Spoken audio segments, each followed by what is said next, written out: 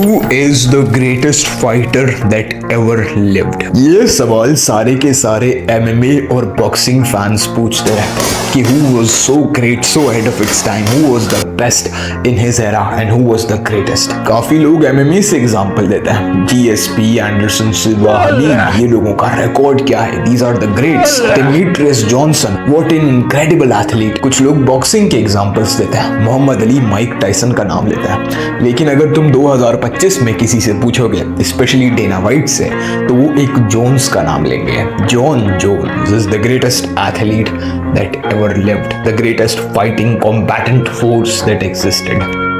But that is not true. The greatest fighter to ever live is not John Jones. It's Roy Jones.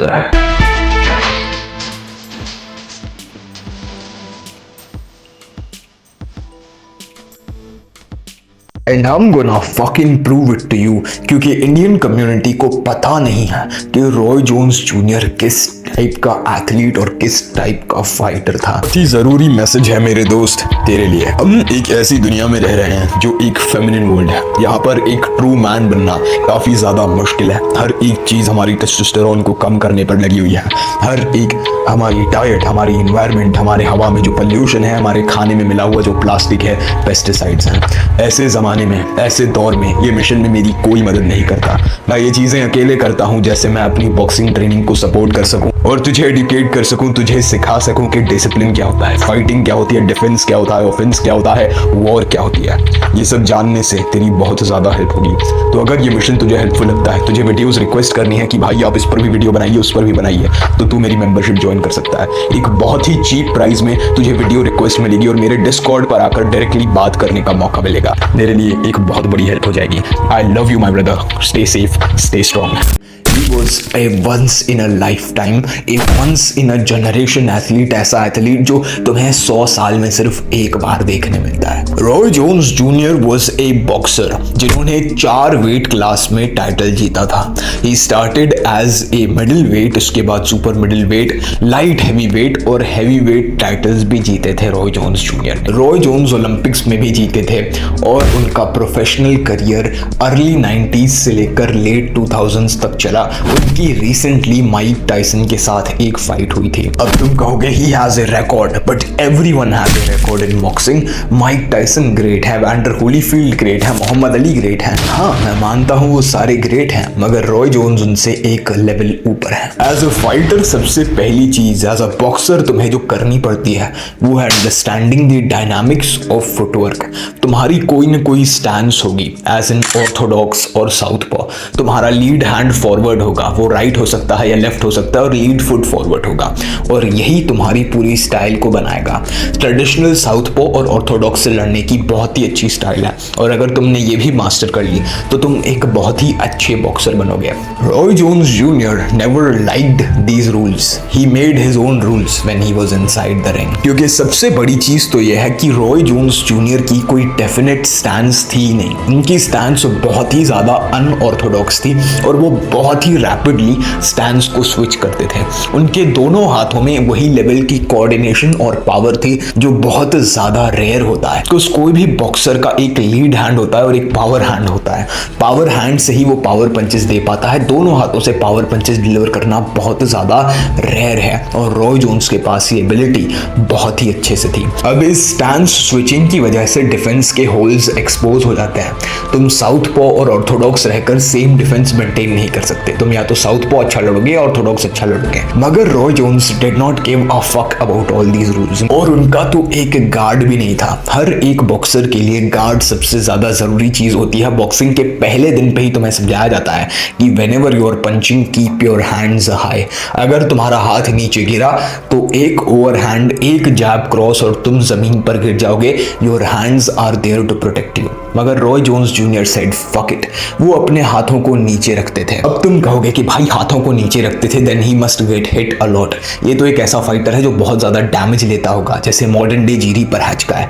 मगर ऐसा नहीं है मेरे दोस्त। रॉय जोन्स जूनियर के रिफ्लेक्सेस शायद फाइटिंग में सबसे ऊपर थे। किसी के पास वो लेवल ऑफ हेड मूवमेंट और डिस्टेंस मैनेजमेंट नहीं है। मैं तो मानता हूं कि रॉय जोन्स जूनियर के ब्रेन को एनालाइज करना चाहिए कि वो ऐसे पंचेस को स्लिप कैसे करते थे। पंचेस थ्रो होने के मिली सेकेंड में वो अपने चिन को इतना ट्रीट करते थे कि बस उन्हें ग्लेज करके चला जाए punch. It is one of the hardest thing to do. और इनकी फाइट्स ऐसी होती थी जो मूवी सीन्स लगती थी। अब तुम कहोगे कि भाई रॉय जोन्स जूनियर अपने हाथ तो नीचे रखता था, इसकी एडवांटेज क्या है, इससे बेटर एक ट्रेडिशनल गार्ड ही रख ले, क्यों इतना रिस्क लेना। अब बताता हूं इसकी एडवांटेज क्या है। जब तुम्हारे हाथ नीचे होते हैं तुम्हारा अपोनेंट कुछ प्रिडिक्ट ही नहीं कर सकता कि क्या आएगा। रॉय जोन्स जूनियर बहुत ही ज्यादा अनयूजुअल एंगल से हुक्स को थ्रो करते थे। उनका लंजिंग लेफ्ट हुक बॉक्सिंग का एक ऐसा टेरर था जिसने नॉकआउट आफ्टर नॉकआउट किया। उनके रिकॉर्ड की मेजॉरिटी केओज में से लेफ्ट हुक सबसे बड़ी चीज है जो वो यूज करते थे। मोस्ट बॉक्सर्स रेंज में स्टेप इन करने के लिए कोई ना कोई टेक्निक ढूंढते हैं, कुछ डक करते हैं। जैसे जो फ्रेजर अपनी हेड मूवमेंट से नीचे नीचे डक करके लेफ्ट हुक मारते थे, माइक टायसन भी ऐसे ही एक लेफ्ट हुक थ्रो करते थे, लेकिन रॉय जोन्स नहीं। रॉय जोन्स जूनियर रेंज में एकदम जंप करके आते थे और उनका लेफ्ट हुक बहुत ज्यादा टेलीग्राफिक भी लगता था। ऐसा लगता था कोई भी इसे रोक लेगा, मगर फिर भी वो कनेक्ट होता था because of his phenomenal speed. कुछ प्रिडिक्ट ही नहीं किया जा सकता था कि ये क्या मारेगा। इस पंच ने रॉय के काफी सारे दुश्मनों की नाइट को एंड किया था। अगर रॉय का अपोनेंट भी इतना ही एलीट है जितने एलीट रॉय हैं और वो इस पंच को सरवाइव करता है या डक करता है ऐसे कैसे भी डॉज या अब्सॉर्ब करता है और एक काउंटर थ्रो करता है, Roy must be vulnerable. Now उन्होंने इतना बड़ा लेफ्ट हुक मारा है, उनकी चिन तो ओपन इन द एयर है, एक ओवरहैंड और रॉय गया स्लीप में। मगर ऐसा नहीं होता। Roy has insane cat like reflexes. वो पंच करने के मिड में ही पता नहीं कैसे रेंज से पीछे निकल जाते हैं। सो इवन दो अगर मैं इसके पंच को सरवाइव करूंगा और काउंटर थ्रो करूंगा तो भी मेरा चांस नहीं है पंचेस लैंड करने का। Do you understand how hard it is to do in boxing. Roy Jones junior ने एक भी पंच नहीं थ्रो किया था एक राउंड में। वो एक ऐसे पहले बॉक्सर थे जिन्होंने बिना पंचेस थ्रो किए राउंड जीता था जस्ट बाय डिफेंस। हर एक पंच जो उन पे आया सबको डॉज किया। और रॉय जोन्स जूनियर का लेफ्ट बाइसेप और आर्म सिग्निफिकेंटली बड़ा है उनके राइट आर्म से, बिकॉज वो अपने लेफ्ट हैंड से इतना ज्यादा लोगों को डैमेज देते थे। अब तुम कहोगे भाई बॉक्सिंग टेक्निक एक्सप्लेन करने से कोई भी ग्रेटेस्ट ऑफ ऑल टाइम नहीं बन जाता। भाई बॉक्सिंग टेक्निक्स तो टाइसन ने भी बड़ी अच्छी यूज की थी। हाँ मैं मानता हूँ कोई भी ग्रेटेस्ट ऑफ ऑल टाइम नहीं बन जाता, रिकॉर्ड्स तो इससे भी बड़े बड़े हैं, लेकिन रॉय जोन्स के करियर ने बॉक्सिंग को ट्रांसफॉर्म कर दिया।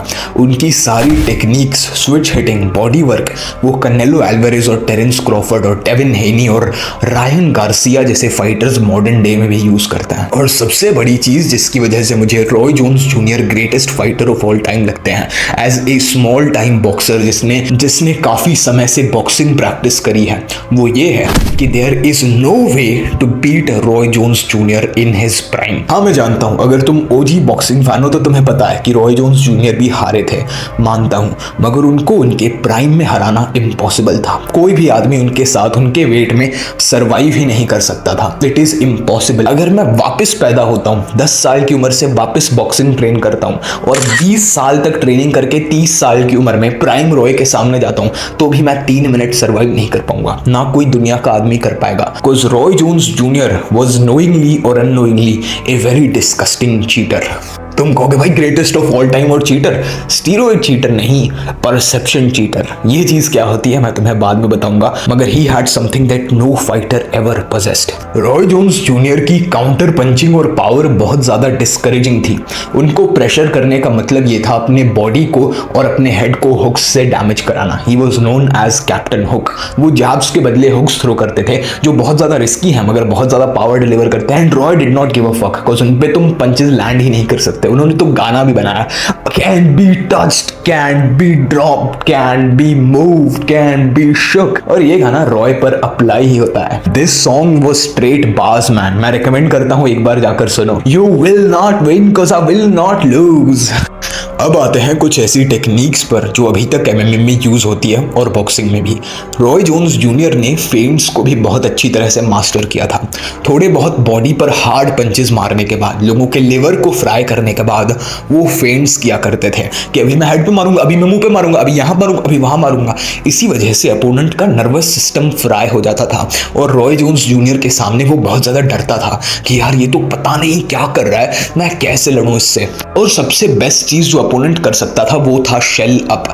जो रिस्क लेते थे वो गिर जाते थे। रॉय जोन्स अपने अपोनेंट को मारने का मौका देता था। ले फुल ओपनिंग, मेरा चिन इन द एयर, मेरे हाथ मेरे पीछे, मार के दिखा तेरी गांड में दम है। तो अपोनेंट इस चीज को समझ नहीं पाता था कि रॉय जोन्स एक बहुत ही ब्रिलियंट बॉक्सिंग ट्रैप सेटअप कर रहे हैं। बिकॉज एक काउंटर पंचर को यही चाहिए होता है कि तुम पंच करो। बॉक्सिंग में जब भी तुम एक पंच थ्रो करते हो ना मेरे दोस्त, तभी तुम सबसे ज्यादा वल्नरेबल होते हो। जब तक तुम कुछ करोगे नहीं तब तक तुम्हें ज्यादा कुछ होगा नहीं। Defence is easier when you are doing nothing, लेकिन जब तुम पंच थ्रो कर रहे हो और एक बहुत ही एलीट काउंटर पंचर तुम्हारे सामने है तब तुम गए। रॉय जोन्स के बॉडी वर्क से अपोनेंट्स डिस्करेज होते थे और अपने हैंड्स को ड्रॉप करते थे, और यही उनके लिए एंड सिग्नल करता था। जब भी रॉय बॉडी पर सीरीज ऑफ पंचेस लैंड करते थे, हुक्स हुक्स हुक्स हुक्स, एक ही साइड पर रिपीटेड पंचेस मारने की टेक्निक भी रॉय के लिए काम करती थी।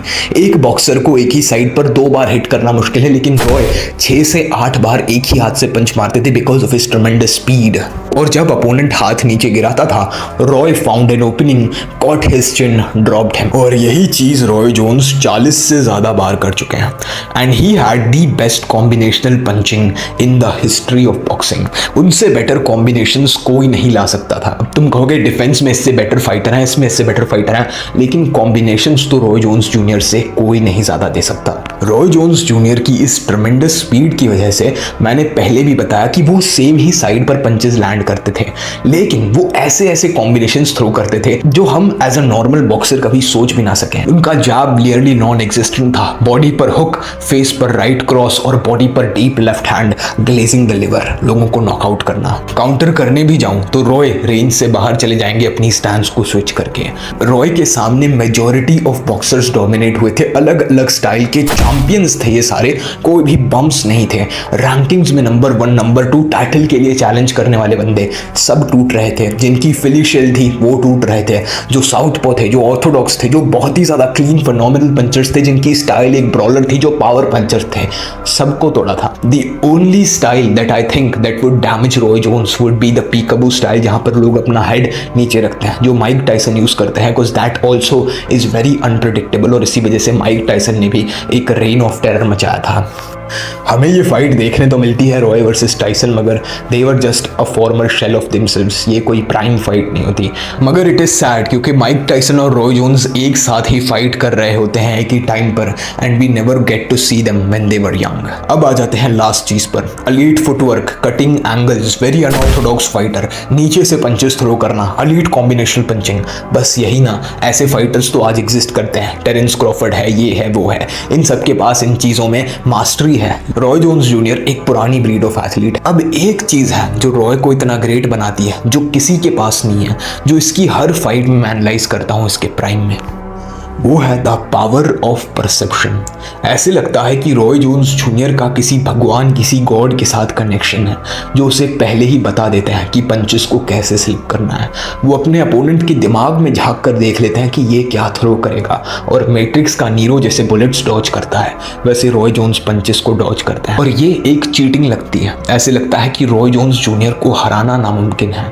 ये वही है कि मैं 30 FPS की गेम में किसी 120 FPS वाले के साथ लड़ रहा हूं। मेरा कोई चांस ही नहीं था शुरुआत से।